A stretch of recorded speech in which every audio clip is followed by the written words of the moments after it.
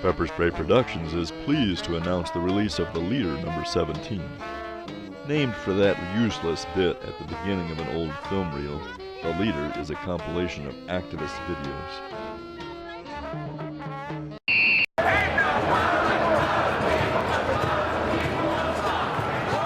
ExxonMobil, Chevron, BP, Shell, ConocoPhillips, Marathon, Valero. These 7 companies, when you look at their profits, just their raw profits, there is absolutely no comparison whatsoever. Nothing even comes close with any other industry at all.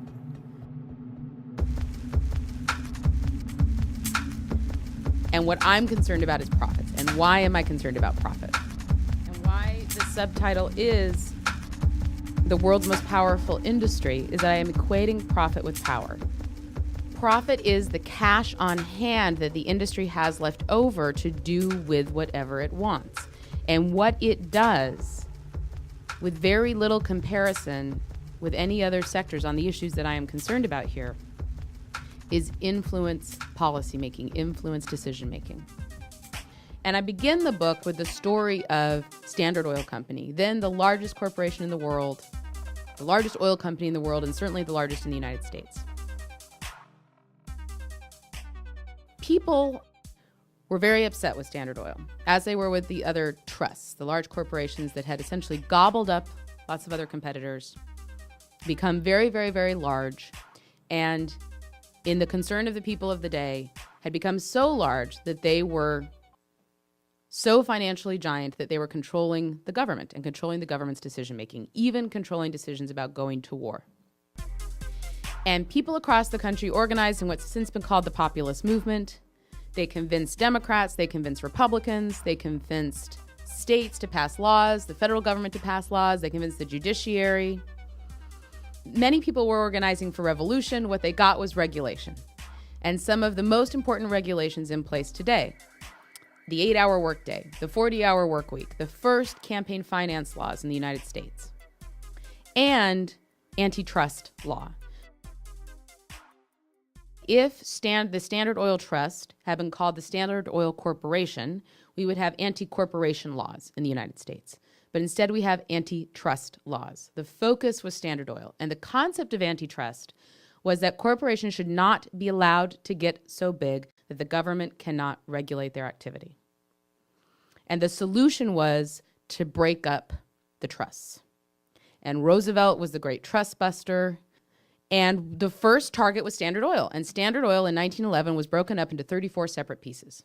And why we're in such a similar moment today is, of course, that we have corporations, and it just so happens, in this case, it's the exact same corporation, that have gotten so large that they are exercising control over government decision-making. And we have an economy that is split in a very similar way, power being concentrated in the hands and money in a small sector of the economy, a small number of corporations, and the vast majority of people not reaping the benefits. Very similar situation to what we've been through already before in U.S. history.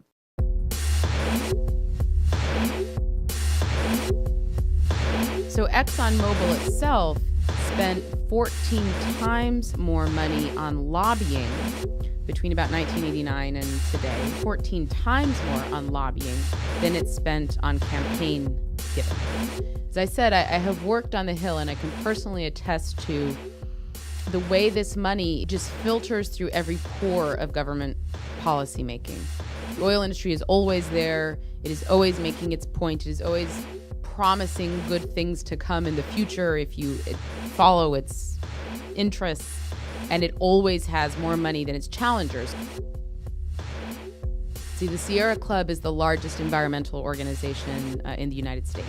Does anyone have a guess of how big the Sierra Club's budget was last year? Total budget. $36 million was the Sierra Club's budget last year. $36 million. ExxonMobil last year made $40 billion just in profit. Just profit.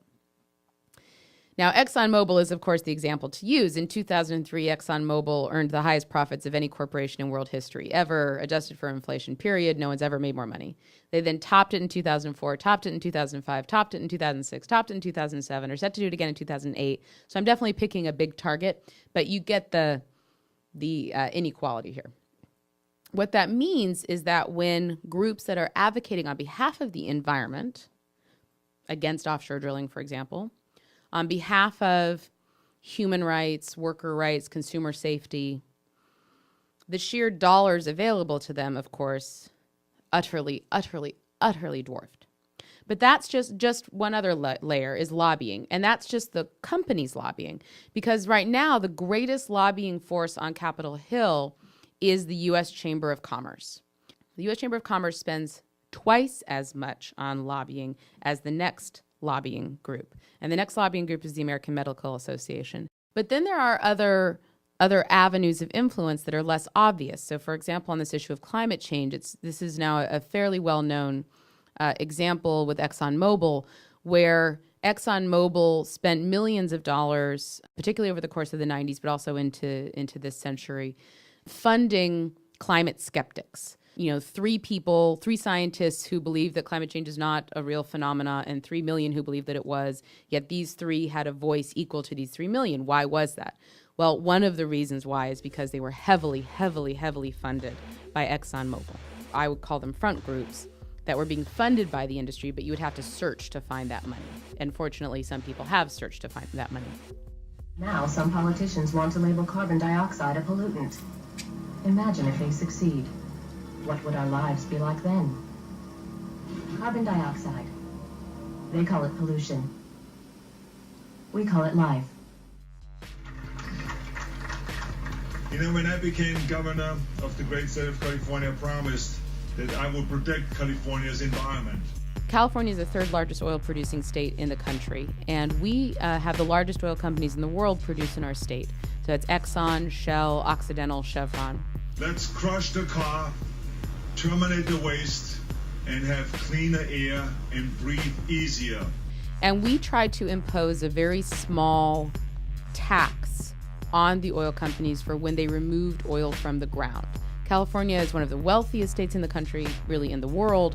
We also, you may now know, just barely escaped asking the U.S. Treasury for a $7 billion bailout for our state because we're that broke. One of the reasons why we're that broke is while we are so wealthy as a state, we all but do not tax, in my opinion, are the wealthy among us and the corporations among us. So we tried to implement a tax, little teeny tiny tax. It became the most expensive ballot measure in the history of the United States. The oil industry spent $100 million to defeat this measure. For every $1 the proponents spent, the oil industry spent double, and they were always ready to spend 3 times, 4 times more. When the initiative was proposed to Californians, 65% said that they agreed with it. 5 months later, they voted against it, and it went down. And the reason why it went down, what people said at the polls, was that they were convinced that if they voted for it, their gas prices would rise.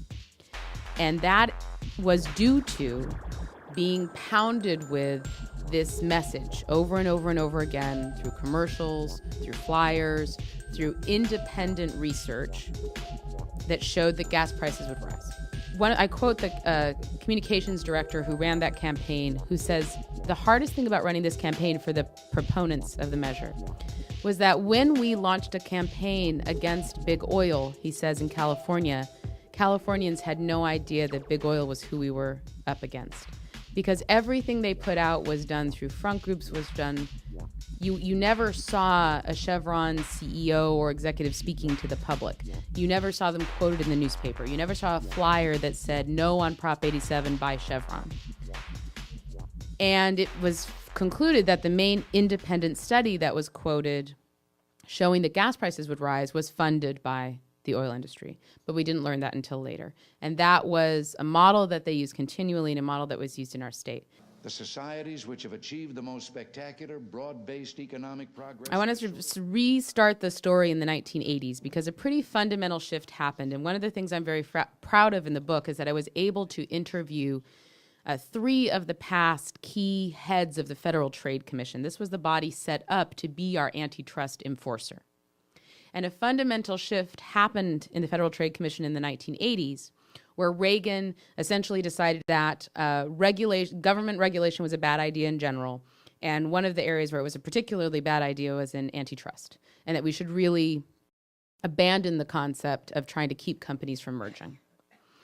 And the result was a lot of mergers, beginning in the 1980s with the mega merger of Chevron purchasing Gulf, but then accelerating in the 90s because these policies continued under Clinton, under both Bushes. There have been 2,600 mergers since 1990 in the oil and gas industry alone. The mega mergers are the ones most of us are familiar with, but bode retelling. Exxon merging with Mobil. These were the two largest post-breakup pieces of Standard Oil. Chevron had already purchased Gulf, then it purchased Texaco, then it's purchased Unocal, and that's Chevron. Conoco and Phillips merged. BP purchased Amoco and Arco. Shell purchased many other smaller pieces, and these are the giant companies we have. Now, they also believe that we maintain, and I guess we do, a lot of brand loyalty, right? So you still see Amoco and Arco stations, even though they're all BP. You still see Chevron and Texaco stations, even though they're Chevron, et cetera. But there's only a few companies. Now those are the big names. Now what happened? Within the United States, one of the big fundamental changes that happened was a mass consolidation in the refinery sector and in the gas stations. So a very small number of companies bought up all the refineries, and a very small number of companies bought up all the gas stations. Such that there was this mythical thing, you might remember it, it was called the independent gas station and the independent refinery, kind of like the independent bookstore. The independents were competitors for price. The independents have been essentially pushed out. Not only that, but the companies closed down refineries. So they closed down about half of the refineries that were in existence before they started consolidating. They haven't built any new ones. Consolidation, concentration, pushing out competitors. What that has meant is more control over price. Instead of searching for oil outside, they went hunting for oil on Wall Street. So part of why they bought each other up was to consolidate their reserves. So that we now have Exxon and Chevron and BP and Shell and the large companies control 13% of the world's oil.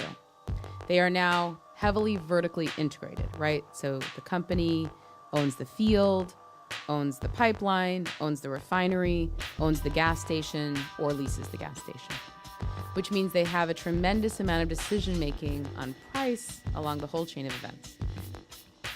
The price of crude oil began its rise in the year 2000. This is a very important year and a very important moment and very important for our discussion of the financial markets right now.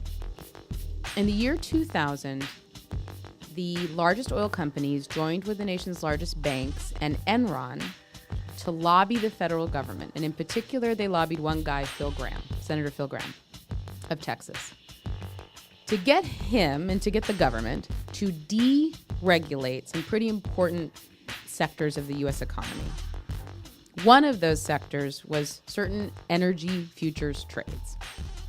And the first beneficiary of this deregulation was Enron, which is why it's referred to as the Enron loophole. Enron immediately put this deregulation to use on my home state of California through its own exchange called Enron Online. And Enron used Enron Online, a deregulated electricity exchange, to create a false scarcity in electricity by pushing electricity out of the state, by pushing the price up. I do not believe I did not do anything wrong that was not in the interest, and all the time that I worked for Enron Corporation, that was in the interest of the shareholders of the company. And I quote Enron energy traders in this book who say just amazing things about how they were kids playing in a playground.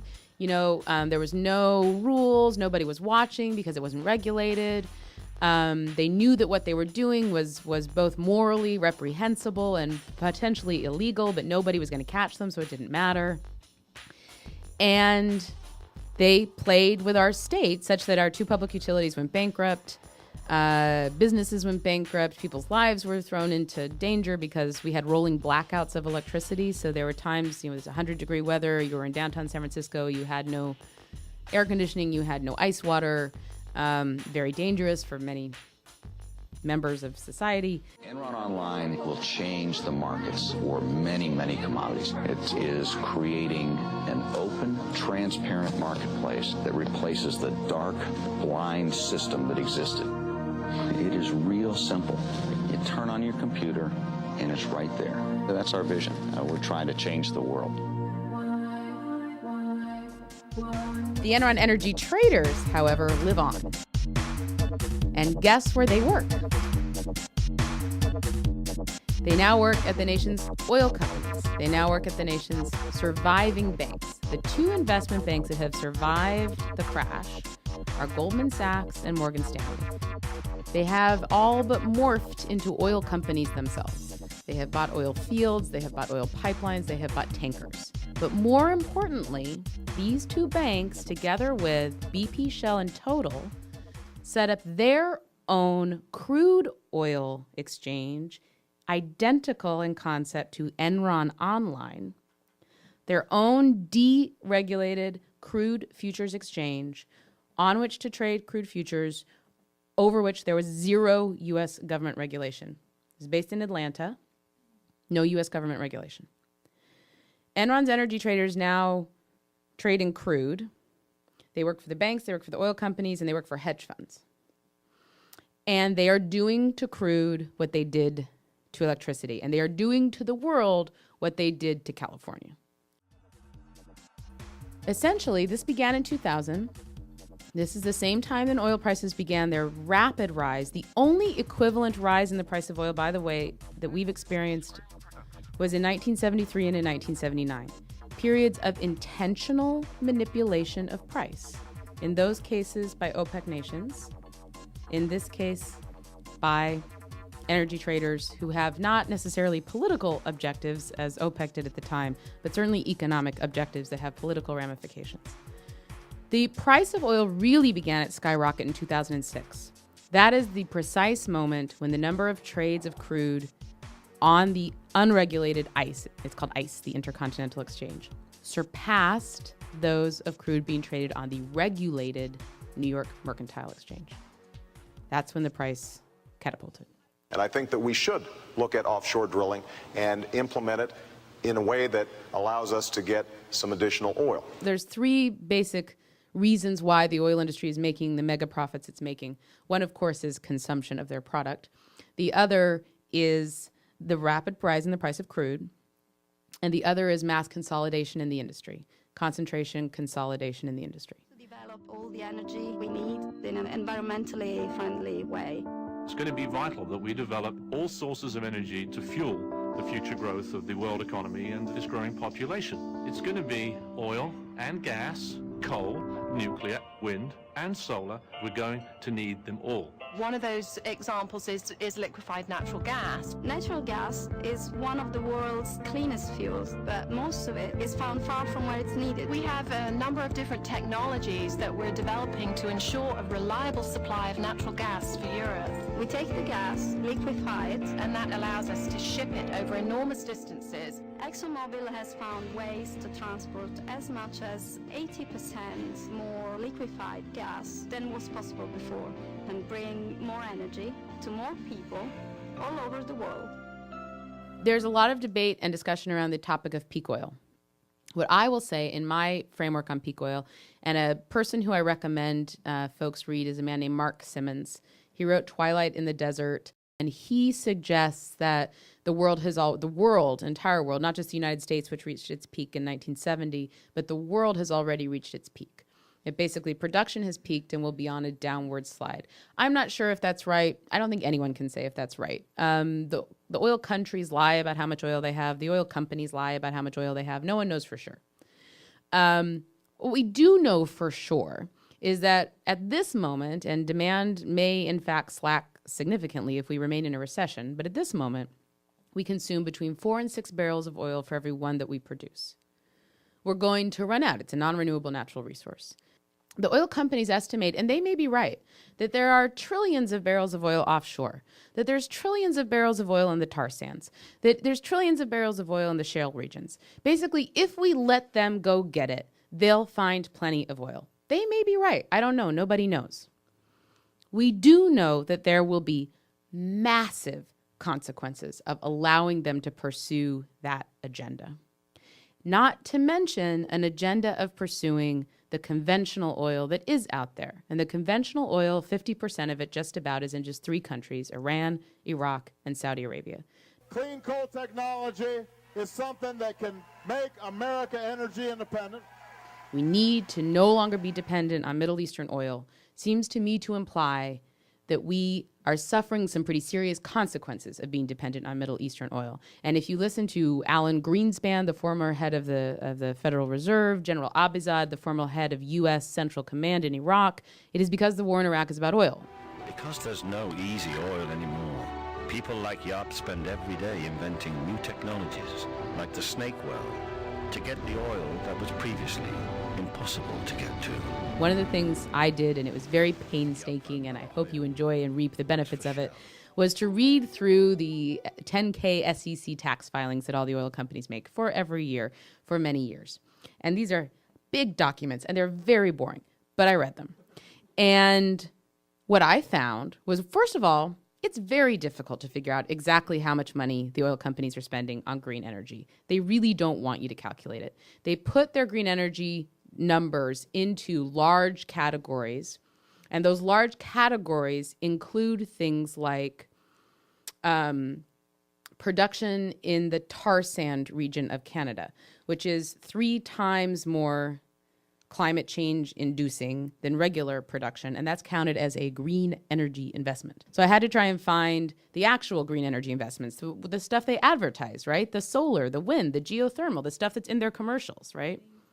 They don't count clean coal. They give them a little bit of credit for not considering that that's a green technology. And so what I found by reading their tax returns, and I have to say, and if anyone reads my numbers, they may get annoyed at me depending on your perspective, I was very, very generous to what I counted for the oil companies so that no one could say that I wasn't being. The company that spent the most money on green alternatives in 2007 and 2006 was BP. However, being the best meant that it spent 4% of its total expenditures on green energy. Now, nice, 4% is nice, but does it qualify the company as beyond petroleum? The other companies were 2%, 0.5%, 0 for ExxonMobil in 2006. It then added some investments in 2007 to bump itself over that 0 margin. And suddenly, I mean, it's been wild, right, to watch ExxonMobil suddenly feel that it needs to embrace green energy. Lee Raymond was infamous, the former CEO of Exxon, for saying, why on earth would we invest in green energy? We are the most profitable industry in the history of the entire planet. Why would we do that? And now Exxon's trying to paint itself as a green energy company. It's amazing. Why is your company not investing in renewables? Well, thank you, Mr. Chairman, for giving me the opportunity to address the area of alternative fuel. They do not intend to be energy companies. Do not believe their commercials. On the energy balance, How much have you invested in renewable energy, Mr. Simon? and I will get to that, Mr. Chairman, I only have 5 minutes. What is the investment in renewable energy? Please. recognizing that we needed to do something of a great magnitude, we initiated the Global Climate and Energy Project at Stanford University, which is about Now, how much money are you about putting into $100 that? million investment. $100 over 2 million, years. but you made $40 billion last year. Mr. Chairman, putting more money into something does not necessarily equal progress. The reason why they're not making those investments, and at the same time, by the way, as they're framing themselves as green energy companies and not making those investments, they are simultaneously moving into the most environmentally destructive modes of oil production that we as humans have ever come up with. And that is tar sand production in Canada. Again, I go into a great depth in the book. Shale production in the Midwest, offshore drilling. So while they are characterizing themselves as green on investments they're not making, they are also becoming, in my mind, far more, even more environmentally destructive as companies. offshore drilling now, particularly led by my state's most formidable oil company and the second most formidable oil company in the United States, Chevron. Now we're talking about, and they're doing drilling at 1,000 feet, drilling at 5,000 feet. But anything deeper than 500 feet releases methane. Now, methane is a greenhouse gas at least 20 times more climate destructive than CO2. 20 times more. Every single hole. And anyone in the industry will tell you, and I quote them, I quote a Chevron executive in particular, who says about offshore drilling, and excuse my language, it's a total crapshoot. And he's an offshore drilling expert. You drill 100 holes, and 20 of them will give you oil. 80% are dry holes.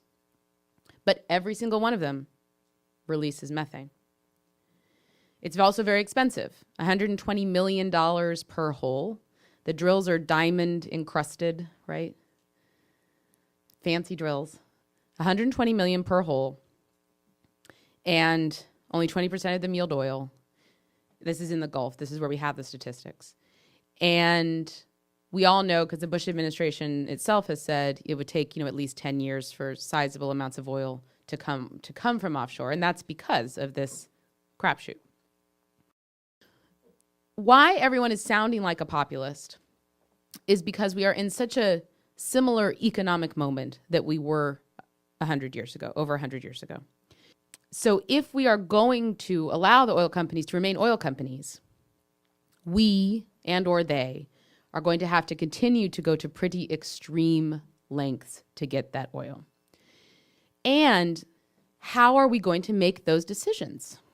How far are we going to let the oil companies go? How far are we going to go in pursuit of oil? And how democratic is the debate going to be when we make those decisions? They have all the power, that's what they say, but we will turn those tables, take their power away. Yes, we will.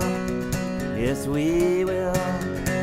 We will not be dissuaded, and we will not turn around. We will face the barricades, and we will tear them down. Yes, we will. Yes, we will.